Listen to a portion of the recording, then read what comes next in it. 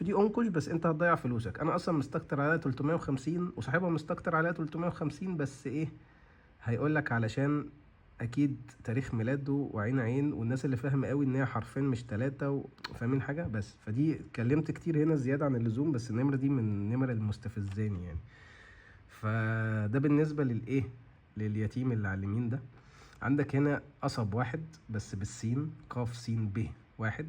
كان لسه في بالي النمر بتاعت الخضروات، يعني قصب، ورد، فجل، ايه تاني يعني؟ قولولي ايه تاني ممكن نمر تتعمل تبقى فيها خضار كده. وفي قصب بقى، قصب بالصاد، مظنش اتاخدت قصب واحد دي. وعندك ورد واحد اظن اتاخدت، فجل، ليف مثلا كده يعني.